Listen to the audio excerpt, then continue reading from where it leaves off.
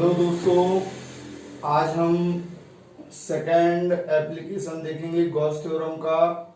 और आज का जो हमारा टॉपिक है वो गॉस प्रमेय की सहायता से कूलाम के व्युत्क्रम वर्ग का निगमन करना है अपन को। मतलब जो अपन ने पहले प्रीवियस टॉपिक पे कूलाम का नियम जो निकाला था, आज हमें गॉस प्रमेय के द्वारा कूलाम के नियम का क्या करना है, सत्यापन करना है। मतलब एग्जाम में आता है गॉस प्रमेय किसे कहते हैं और गॉस प्रमेय की सहायता से कूलाम के व्युत्क्रम वर्ग का निगमन कीजिए। तो इसके पहले हमने कूलाम का नियम देखा था, कूलाम का नियम कैसे निकालते हैं वो देखा था। लेकिन आज जो हमारा टॉपिक है वो गॉस प्रमेय की सहायता से कूलाम के व्युत्क्रम वर्ग का निगमन देखना है, ठीक है ना। तो दोस्तों देखिए, टॉपिक है गॉस प्रमेय की सहायता से कूलाम के व्युत्क्रम वर्ग का निगमन। तो जैसा अपन ने इसके पहले वाला एप्लीकेशन देखा था उसी की जैसा इसका डायग्राम होगा। तो आप डायग्राम देख सकते हैं, एक सर्कल है और हमने उसको डॉट डॉट किया हुआ है और ये उसका सेंटर पॉइंट है। सेंटर पॉइंट में प्लस क्यू चार्ज प्रेजेंट है और आर डिस्टेंस पर एक बिंदु क्या है, पी है, और इस बिंदु पी पर स्मॉल क्यू आवेश है और बिंदु ओ पर प्लस क्यू आवेश है, कैपिटल। तो यहाँ पे जो चार्ज है यहाँ पे कैपिटल है और यहाँ पे स्मॉल है। इन दोनों के बीच हमें क्या करना है, फोर्स निकालना है, बल निकालना है। कितना बल लगेगा, कूलाम का नियम हमने देखा था, किन्हीं दो बिंदु आवेशों के बीच लगने वाले बल की वहां गणना करने के लिए कूलाम ने एक नियम दिया था। उसी को अपन को क्या करना है, निकालना है।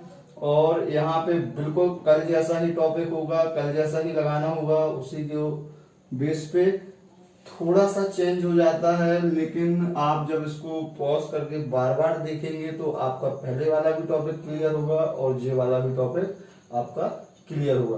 तो चलिए आगे देखते हैं अपन। हम क्या बोलेंगे सबसे पहले, ओ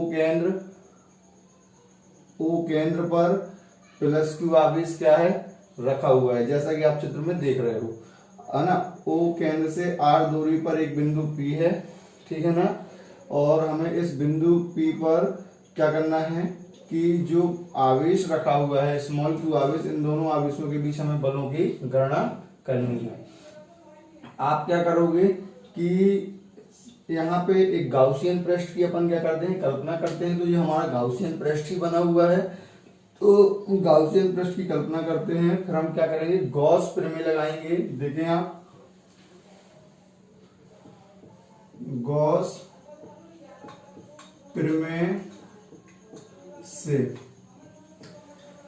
देखते हैं दोस्तों, गॉस प्रमेय से क्या होगा। फाई बराबर क्या होता है, Q इंटू 1/एप्सिलॉन 0। इक्वेशन इसको फर्स्ट दे देंगे अपन। फिर इसके बाद अपन लगाएंगे गाउसियन पृष्ठ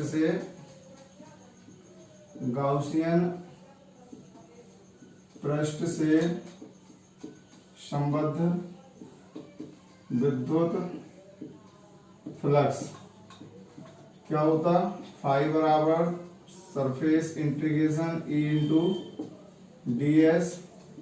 तो E को अपन क्या करते थे, बाहर ले लेते हैं हम, और इसके स्थान पर क्या लिख देते हैं, 4πr²। क्यों लिख देते हैं, रीजन आप लिख सकते हैं। जो सरफेस इंटीग्रेशन ds होता है वो गाउसियन पृष्ठ का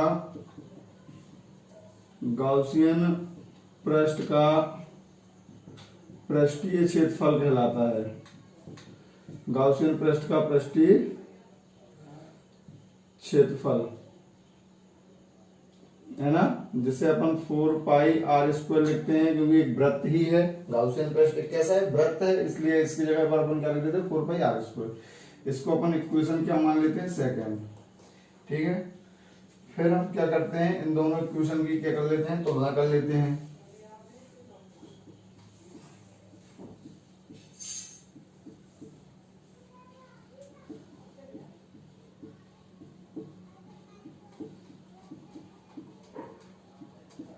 तुलना करने पर क्या जाएगा, वेक्टर E गुणे 4πr² इंटू Q इंटू 1/एप्सिलॉन 0। इसको सेपरेट कर लेते हैं। 4 पाई को एप्सिलॉन जीरो के पास लिख देंगे, क्योंकि इनटू में है तो भाग में चला जाएगा। 4 पाई चला गया यहाँ पर, आर स्क्वायर बचा, तो आर स्क्वायर को हम क्यू अपॉन के उसमें लिख देंगे। ये तो हमने निकाल लिया क्या, विद्युत क्षेत्र की तीव्रता। यदि बिंदु P पर Q आवेश स्थित हो तब दोनों आवेशों के मध्य लगने वाला बल क्या होगा। यदि बिंदु P पर स्मॉल q आवेश क्या हो, स्थित हो, तब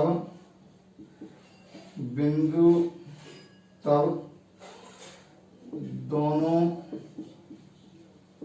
आवेशों के मध्य बल क्या होगा। दोनों आवेशों के मध्य बल क्या होगा दोस्तों। यहाँ पे अपन ने क्या देखा था, F बराबर क्यू ई, तो हम E के स्थान पर क्या करेंगे, समीकरण इससे मान रख देंगे। जे वाला मान E का मान है ना, E का मान रखने पर यहाँ E का क्या करेंगे, मान रख देंगे। तो F बराबर Q into 1/4 pi epsilon zero into Q upon R square. Q को इसके पास सेपरेट कर दो, 1/4 pi epsilon zero into Q upon R square. और फोर्स की यूनिट क्या होती है, न्यूटन होती है, तो यहाँ पे क्या लिख देंगे, न्यूटन।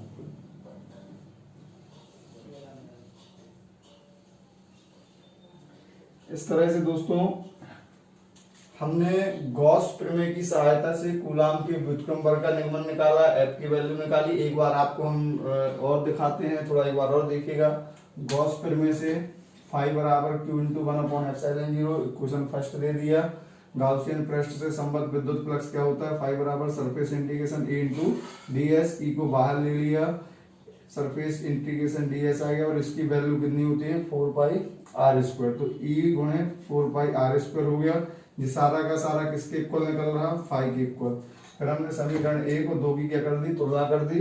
तुलना करने के बाद ई गुणे 4 pi r square equal q into 1/एप्सिलॉन जीरो आ गया। फिर क्या करेंगे, इस 4 पाई को एप्सिलॉन जीरो के पास सेपरेट कर देंगे, और आर स्क्वायर को क्यू के अपॉन में हो जाएगा। तो ई बराबर 1/4 pi epsilon zero into Q upon R square. फिर हमें देखना है डायग्राम में, यदि हम बिंदु P पर प्लस क्यू आवेश मतलब स्मॉल क्यू आवेश क्या माने, यहाँ पर प्रेजेंट माने, तो इन दोनों आवेशों के बीच जो लगने वाला बल होगा, क्योंकि 2 चार्ज होंगे, जब 2 चार्ज होंगे तो उनके बीच क्या लगेगा, एक फोर्स होगा। जब 2 वस्तुएं होती है तो आपस में उनके बीच कुछ ना कुछ बल अवश्य लगता है। तो यहाँ पे बिंदु P पर क्यू आवेश स्थित हो तब दोनों आवेशों के मध्य बल F बराबर क्यू ई। तो क्यू ई यहाँ से हमने क्या किया, जो ई का मान निकाला था, इस ई का मान उठाकर हमने इस ई के स्थान पर रख दिया। इसको रखने के बाद हमने फिर क्या किया, इस क्यू को इसके पास सेपरेट कर दिया। तो 1/4 pi epsilon zero into Q upon R square. और न्यूटन क्यों लिखा, क्योंकि बल है, बल का मात्रक क्या होता है, यूनिट क्या होती है, न्यूटन होती है एसआई में, तो यूनिट लिख दिया। यही कूलाम के व्युत्क्रम बल का क्या है, निगमन है, अपन बता सकते हैं।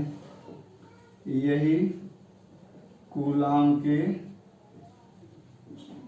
व्युत्क्रम वर्ग का क्या है, निगमन है। तो ये आपका क्या हो गया, गॉस प्रमेय की सहायता से कूलाम के व्युत्क्रम वर्ग का निगमन का प्रूफ हो गया दोस्तों, है ना। तो आप इस पूरे वीडियो को 1 से 2 बार पूरा वीडियो देखें, ताकि आपका हर कॉन्सेप्ट क्लियर हो सके। और इसके प्रीवियस वाला वीडियो भी आप देख सकते हैं, तो और अच्छा क्लियर होगा। और हर टॉपिक कहीं ना कहीं प्रीवियस टॉपिक से जुड़ा हुआ होता है, इसलिए हर टॉपिक को आप बहुत ध्यान से समझें, देखें। और यदि आपको समझ में नहीं आता तो आप कमेंट्स कर सकते हैं, पूछ सकते हैं। हमारा नंबर भी है चैनल में, तो आप पर्सनली व्हाट्सएप नंबर डाला हुआ है, उसमें कांटेक्ट करके पूछ सकते हैं। और कोई भी टॉपिक हो, किसी भी टॉपिक में यदि आपको कोई प्रॉब्लम होती है तो आप पूछ सकते हैं, नो डाउट। तो यदि दोस्तों आपको वीडियो अच्छा लगा हो तो और भी अपने दोस्तों को शेयर करिए वीडियो को, उनको बताइए इस चैनल के बारे में, ताकि उनको भी इस वीडियो का लाभ मिल सके और वो भी अपनी एग्जाम की अच्छी प्रिपरेशन कर सकें, तैयारी कर सकें। और लाइक जरूर करिएगा दोस्तों, लाइक करने से हमको एक मोटिवेशन मिलता है अगली वीडियो बनाने के लिए। और दोस्तों को शेयर करिए और दोस्तों से बोलिए कि वीडियो को बहुत ध्यान से देखें। Thank you.